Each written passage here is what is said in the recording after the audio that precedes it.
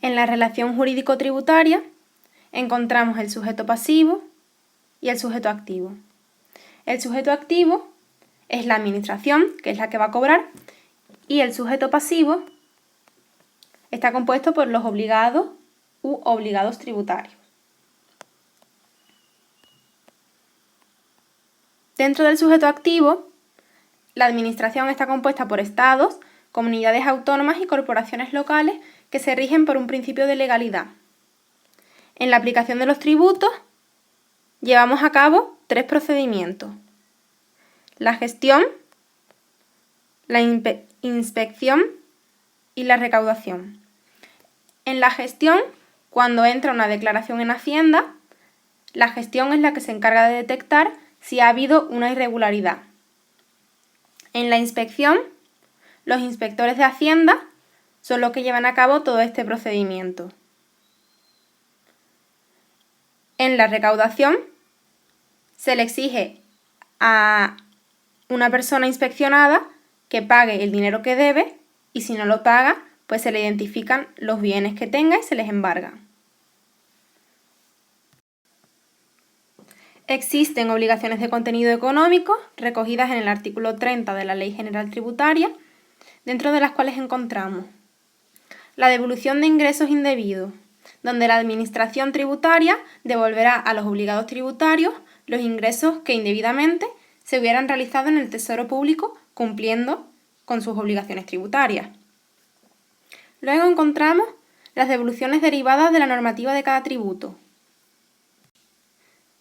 donde la Administración tributaria devolverá las cantidades que procedan de acuerdo con lo previsto en la normativa de cada tributo. Por ejemplo, he ingresado 1.000 euros y finalmente había que pagar 900 euros, por lo que Hacienda está obligada a devolverme lo que he ingresado mal, es decir, 100 euros. Satisfacer los intereses de demora da lugar cuando los obligados tributarios realizan un pago fuera de plazo. Tienen que llevar a cabo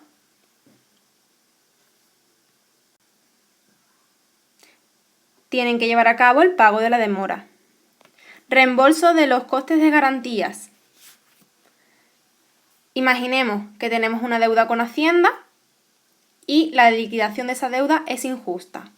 Pues la Administración tributaria reembolsará el coste de las garantías aportadas para suspender un acto si dicho acto o deuda es declarado improcedente por sentencia o resolución administrativa firme.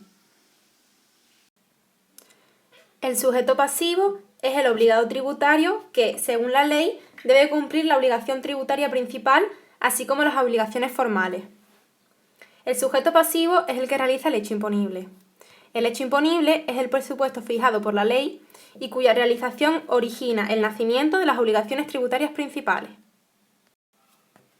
Existen obligaciones tributarias materiales y obligaciones tributarias formales.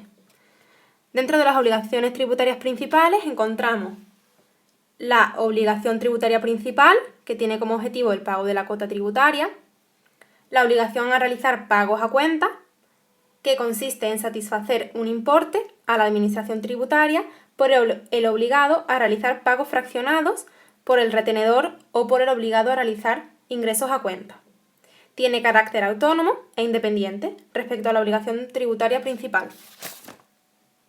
Las obligaciones entre particulares resultantes del tributo las podemos encontrar aquí y se generan como consecuencia de actos de repercusión, actos de retención o actos de ingresos a cuenta.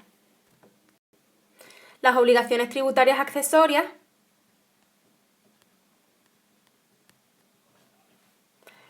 consiste en prestaciones pecuniarias que se deben satisfacer a la Administración tributaria y cuya exigencia se impone en relación con otra obligación tributaria. Se consideran obligaciones tributarias accesorias la obligación de satisfacer el interés de demora, la obligación de satisfacer los recargos por delegación extemporánea, la obligación de satisfacer los recargos del periodo ejecutivo y aquellos que imponga la ley. En el interés de demora se exigirá a los obligados tributarios como consecuencia de un pago fuera de plazo o de presentación de una autoliquidación o declaración de la que resulte una cantidad a ingresar una vez finalizado el pago establecido. En la obligación de satisfacer los recargos por declaración extemporánea, son prestaciones accesorias que deben satisfacer los obligados tributarios como consecuencia de la prestación de autoliquidaciones o declaraciones fuera de plazo sin requerimiento previo de la Administración tributaria. Si la prestación de la autoliquidación o declaración se efectúa dentro de los 3, 6 o 12 meses siguientes al término del plazo establecido, para la prestación e ingreso, el recargo será del 5, 10 o 15% respectivamente. Si efectúa el plazo una vez transcurridos los 12 meses, el recargo será del 20%. El importe de los recargos se reduce en el 25% siempre que se realice el ingreso total del importe restante del recargo en el plazo apartado 2 del artículo 62 de la ley. En la obligación de satisfacer los recargos del periodo ejecutivo, según el artículo 28 de la Ley General Tributaria, encontramos: los recargos de periodo ejecutivo se devengan con el inicio de dicho periodo. Los recargos del periodo ejecutivo son de 3 tipos: recargo ejecutivo, recargo de apremio reducido y recargo de apremio ordinario. Son incompatibles entre sí y se calculan sobre la totalidad de la deuda no ingresada en periodo voluntario. El recargo será del 5% y se aplicará cuando se satisfaga la totalidad de la deuda antes de la notificación de la providencia del amperio. El recargo de apremio reducido será del 10% y se aplicará cuando se satisfaga la totalidad de la deuda antes de la finalización del plazo previsto para las deudas apremiadas. El recargo del apremio ordinario será del 20% y será aplicable cuando no concurran las circunstancias a las que se refiere el apartado 2 y 3 del artículo. El recargo de apremio ordinario es compatible con los intereses de demora. Luego encontramos las obligaciones tributarias formales que no tienen carácter pecuniario y cuyo cumplimiento está relacionado con el desarrollo de actuaciones o procedimientos tributarios o aduaneros.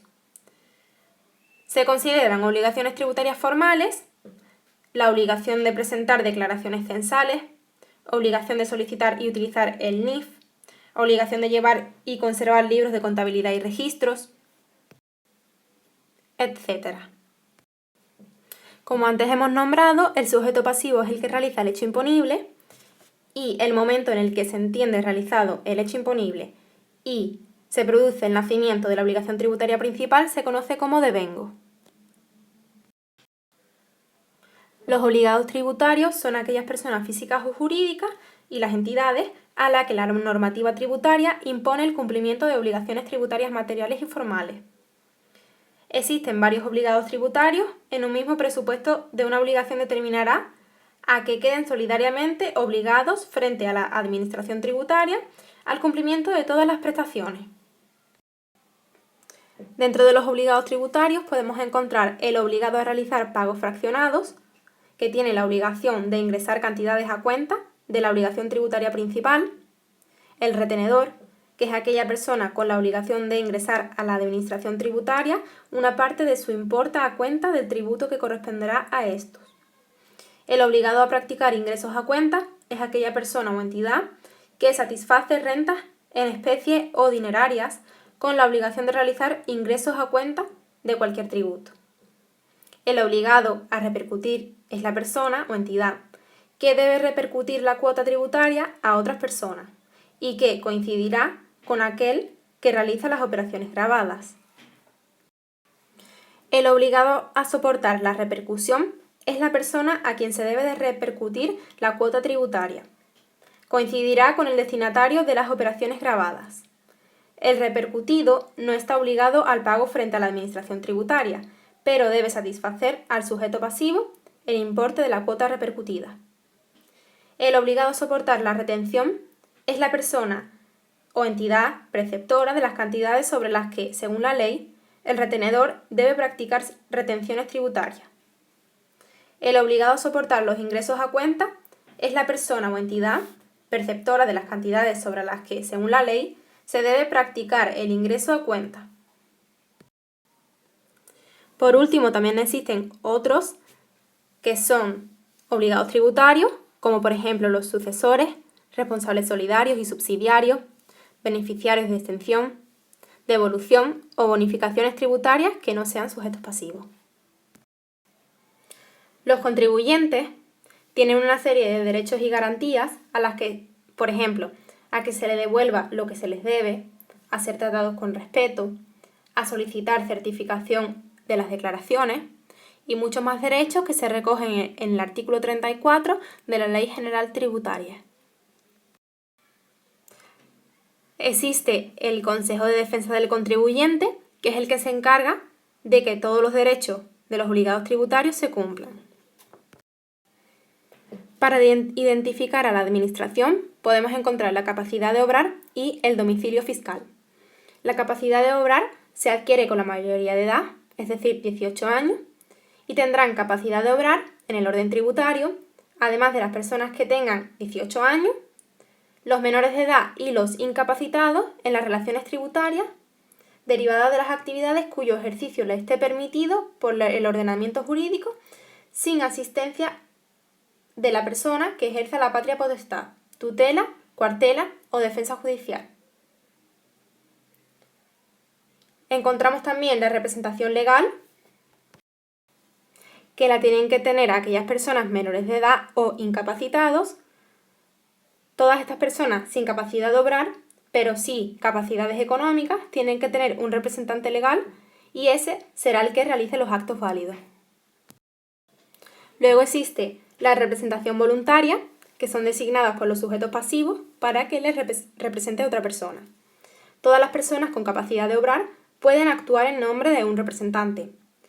Una persona acude al notario, se le extiende un poder y ya puede representar a un sujeto pasivo. Por otro lado, el domicilio fiscal es el lugar de localización del obligado tributario que los contribuyentes designan a la Administración tributaria. Existe el dominio fiscal para las personas físicas, que es su domicilio habitual, y el domicilio fiscal para las personas jurídicas.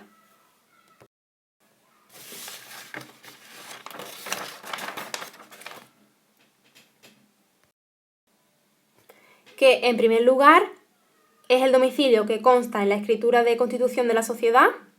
En segundo lugar, donde esté la dirección efectiva de la actividad. Pero si ni la primera ni la segunda coincide, el domicilio fiscal está donde esté situado la mayor parte del valor de su inmovilizado de la sociedad. La obligación tributaria principal se determinará según la ley de cada tributo a partir de la base tributaria, los tipos de gravamen y otros elementos de cuantificación. La base imponible es la magnitud dineraria o de otra naturaleza que resulta de la mediación o valoración del hecho imponible. Podemos encontrar el método de estimación directa, donde la agencia tributaria utilizará las declaraciones o documentos presentados que tengan relación con los elementos de la obligación tributaria. La estimación objetiva podrá utilizarse para la determinación de la base imponible. Y la estimación indirecta se determinará mediante la aplicación de parámetros tales como aquellos elementos que indirectamente acrediten la existencia de los bienes y de las rentas. El método de estimación directa será el que con carácter general se aplique.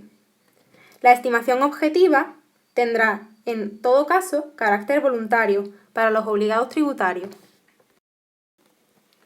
La estimación indirecta tendrá carácter subsidiario y se aplicará cuando la Administración tributaria no pueda disponer de los datos necesarios para la determinación completa de la base imponible como consecuencia de algunas de las siguientes circunstancias: falta de presentación de declaraciones, desaparición o destrucción de los libros y registros contables, etc. El tipo de gravamen es la cifra o porcentaje que se aplica a la base liquidable para obtener como resultado la cuota íntegra. Puede ser específico o porcentual. El conjunto de tipos de gravamen aplicables las distintas unidades o tramos de base, es un tributo que se denomina tarifa. La cuota íntegra se determinará aplicando el tipo de gravamen a la base imponible. La cuota líquida es el resultado de aplicar sobre la cuota íntegra las deducciones, bonificaciones, adiciones o coeficientes previstos, en su caso, en la ley de cada tributo. La cuota diferencial será el resultado de restar la cuota líquida en el importe de las deducciones, pagos fraccionados, retenciones, ingresos a cuenta y cuotas conforme a la normativa de cada tributo. Luego, en la deuda tributaria, podemos considerar la cantidad a ingresar que resulta de la obligación tributaria principal. Además, está integrada por el interés de demora, los recargos de declaraciones extemporáneas, los recargos de periodo ejecutivo, los recargos exigibles legalmente sobre las bases o las cuotas a favor del Tesoro o de otros entes públicos. Las deudas tributarias pueden extinguirse por el pago, la prescripción, la compensación o la condonación. También por los medios previstos en la legislación aduanera o por los demás medios previstos en las leyes.